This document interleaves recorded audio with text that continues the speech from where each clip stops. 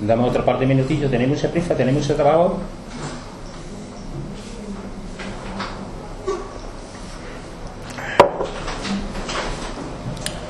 Y si no, empezamos. Venga, pues empezamos. Yo comparezco hoy para dar la opinión del foro como organización política en la ciudad de los acontecimientos que se están produciendo con el famoso ERE o despido colectivo.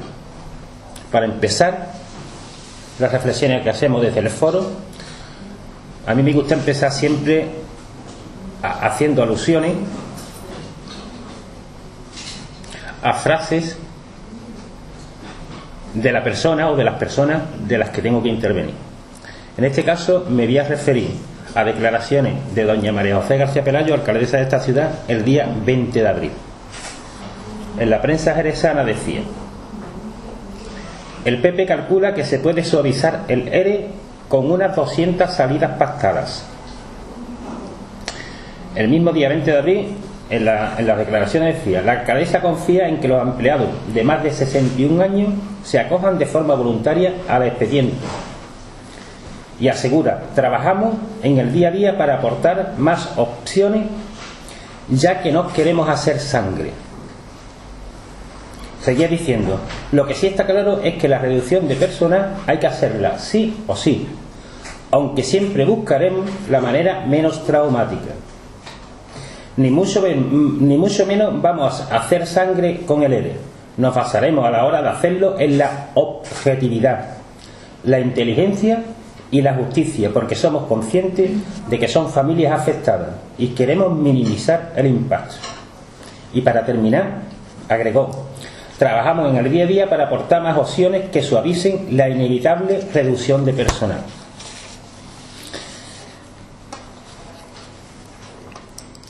Cuando leímos estas declaraciones, cualquiera que leyera estas declaraciones, pues la verdad es que veíamos que serían perspectivas esperanzadoras para unos empleados públicos que últimamente están bastante denostados. Pero los acontecimientos posteriores no han demostrado lo contrario. Los acontecimientos empiezan a enturbiarse el 9 de mayo con el desistimiento de la empresa Garrigues, a la que el ayuntamiento, en una primera adjudicación, le había otorgado el trabajo de análisis, asistencia técnica especializada para la preparación, negociación y ejecución de las medidas laborales necesarias en el marco del plan de ajuste. A partir del desistimiento de Garrigues, todo esto se ha envuelto en una nebulosa de cuestiones que no han sido explicadas. Y nos hacemos las siguientes preguntas: ¿por qué desiste Garrigues? ¿Cuáles fueron las causas? ¿Qué escenario no contemplado en el pliego de condiciones se le exigía? ¿Se le daba ya un traje cortado con patrón y tallas predeterminadas? A continuación, tras el desistimiento de Garrigues, se le adjudica a Deloitte, empresa que aún plantea más interrogantes, no solo por sus implicaciones en el caso Bankia, donde ha implicado altos dirigentes del PP, sino porque nosotros mismos ya denunciamos en su día, a principios de junio, que parte de los trabajos que estaba haciendo Deloitte eran plagios de otra empresa que estaba haciendo un trabajo similar para el ayuntamiento de Telde, en Canarias, y que últimamente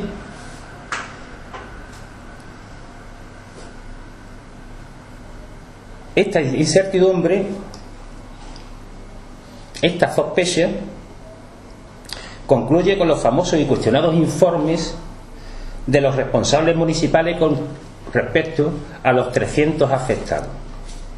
Responsables municipales, en la mayoría de los casos, niegan y aseguran que ellos no han participado en dichos informes. Es más, hay concejales del propio gobierno municipal que en reuniones con sus empleados le han comunicado que ellos no tenían información al respecto. Evidentemente los nombres de los concejales, como yo no he sido partícipe, no los voy a dar, pero seguramente serán los nombres de los concejales.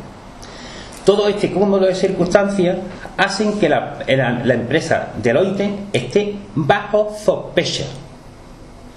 Es más, yo personalmente o pongo a la empresa bajo sospecha o me tengo que declarar después de 8 años concejal delegado del ente alcalde de esta ciudad inútil. ¿Cómo dice la empresa cuando concluyen? Incompetente, falto de formación, falto de experiencia y sin polivalencia. Pero igual que yo me tengo que declarar inútil, ineficaz, incompetente, inepto, se tienen que declarar de la misma manera, pues un concejal, yo fui concejal de lo que hoy se llama Impulso Económico, en el año 2000.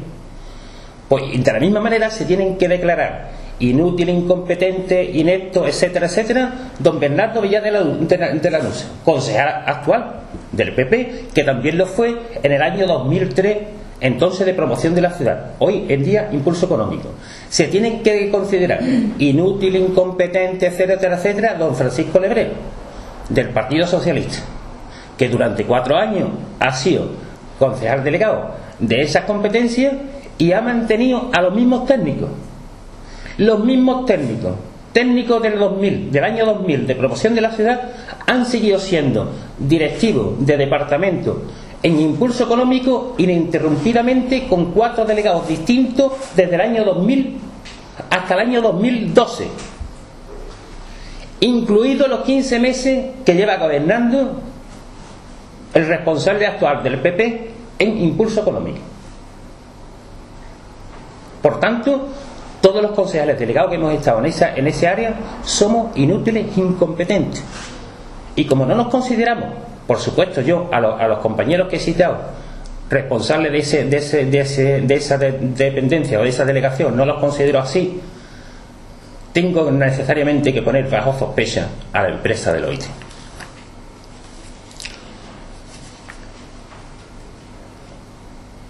Y como consecuencia, nosotros hemos encargado un informe jurídico para contemplar el ejercicio de acciones penales, ya que podríamos estar ante un supuesto caso de falsedad documental, que está castigado, como sabéis, por el Código Penal. Pero vamos a ir más allá. Como consecuencia de esto anterior, estaríamos ante la posibilidad de denunciar a la alcaldesa y a la Junta Local de Gobierno por un posible delito de prevaricación, puesto que se habría vulnerado el artículo 404.4 del Código Penal. Me permito recordaros la definición de prevaricación, que dice: delito consistente en dictar a sabiendas una resolución injusta por una autoridad. Y aquí me remito nuevamente a la alcaldesa, a las declaraciones del 20 de abril, cuando decía: ni mucho menos vamos a hacer sangre con el ERE. Nos basaremos a la hora de hacerlo en la objetividad, en la inteligencia, en la justicia, porque somos conscientes de que son familias afectadas y queremos minimizar el impacto. Trabajamos día a día para aportar opciones que suavicen la inevitable reducción del personal. ¿En verdad se creía ella esas palabras cuando las decía? Ha puesto en la calle a un portero de colegio con 52 años con minusvalía, una viuda con 45 y 10 años de antigüedad y 4 hijos de hasta 17 años, una madre soltera con 2 lustros en el ayuntamiento y más de 40 años de edad y un sueldo de 1.000 euros, una empleada de 50 años con 2 oposiciones opravadas, operarios de hasta 27 años de antigüedad. Es más, leía un caso el otro día en la prensa, un caso de un empleado municipal que ya fue directivo del ayuntamiento en el año 82, 30 años de antigüedad. Así 300. no ha habido objetividad, ni los criterios han sido racionales. Antes, cuando me refería a los técnicos que yo he tenido la posibilidad de trabajar con ellos durante 4 o 5 años, se me ha olvidado decir que algunos de ellos tienen 2 licenciaturas y algún que otro máster. Y me hablan de falta de preparación, falta de formación, falta de polivalencia. 2 licenciaturas y algún máster.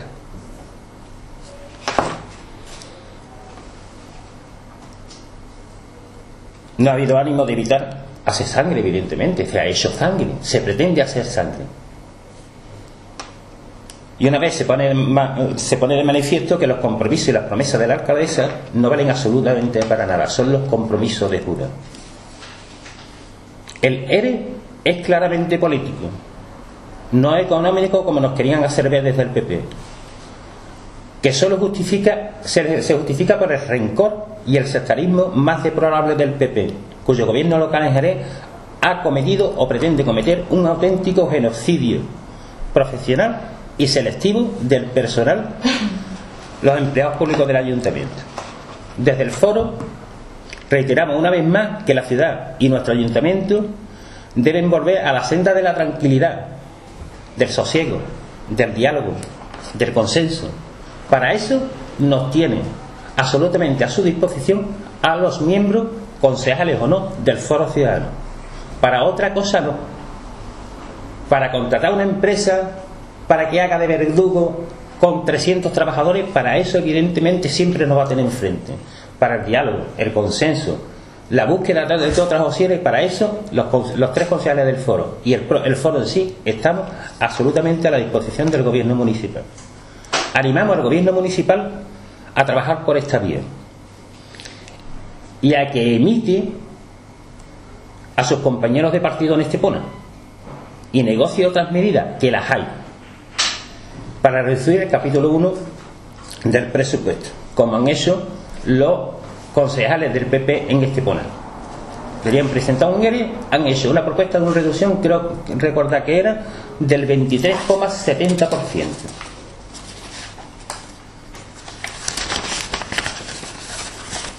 El ayuntamiento de Estepona dejará sin efecto el ERE si los empleados aprueban una reducción salarial del 22,76%.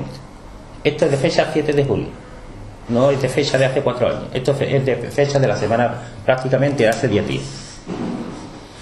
Y quiero terminar aplaudiendo la unidad de acción de las centrales sindicales y de los grupos de la oposición, tal y como reclamó Pedro Pacheco en la rueda de prensa que ofreció el día 25.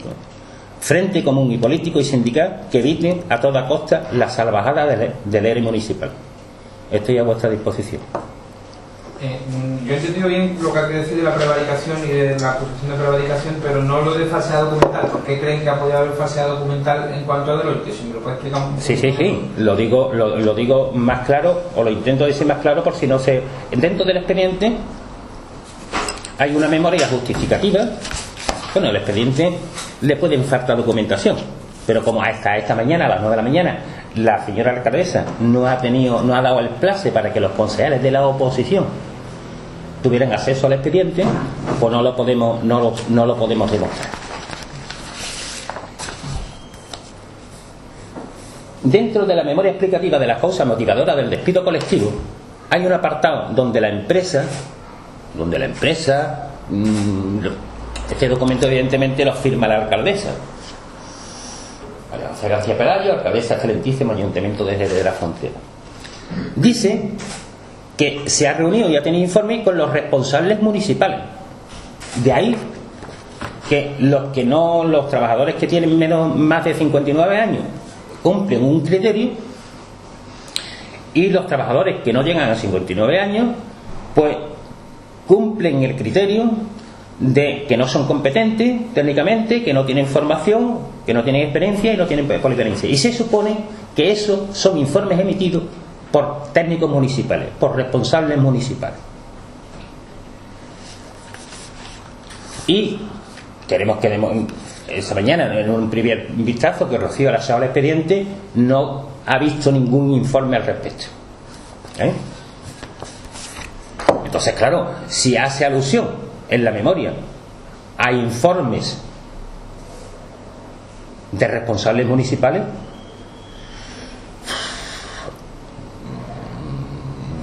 este documento no tiene... está falseado.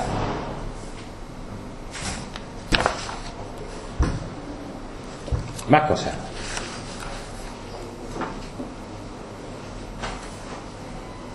¿Que les han indicado cuáles son los procedimientos jurídicos o qué plazos habría en el caso de que se pudiera tumbar el ERE o deshacerse del ERE? Los abogados están estudiando el tema desde el punto de vista tanto laboral como políticamente, en base evidentemente a la ley, tanto el Estatuto de Trabajador como la ley que regulaba, me parece a mí que de marzo, febrero-marzo, estos temas. Y es verdad que tienen ahora 30 días y después caben la posibilidad de recursos colectivos y recursos individuales al procedimiento y a la causa subjetiva de cada uno de los empleados que se ven afectados. Yo he estado leyendo estos días bastantes temas al respecto y, por ejemplo, en el Ayuntamiento de Estepona había un apartado con respecto a la inclusión de mayores de 61 que fueron considerados irregulares por la Inspección de Trabajo. O sea que tendrá que intervenir hasta la Inspección de Trabajo. O sea que en principio hay 30 días, pero bueno, la autoridad laboral también tendrá algo que decir. ¿Y cuándo interviene la autoridad laboral? Supongo que a instancia de los que se sienten perjudicados. La autoridad laboral tiene una comunicación, o habrá tenido estos días una comunicación por parte del ayuntamiento del despido colectivo. Estudiará como estamos haciendo todo el mundo, la documentación que se aporta, y en función de eso después serán los propios trabajadores, los centrales sindicales y los propios partidos políticos quien instaremos a la autoridad laboral por si falta algún tipo de documentación o creemos que, como ellos aluden a criterios de objetividad, etcétera, etcétera, etcétera, pues evidentemente se arbitrarán otros criterios distintos a esos que alude el gobierno municipal. Desde el Foro Ciudadano habéis observado o ha parecido que ha habido en los despidos coincidencias temporales según entraba la gente en el ayuntamiento.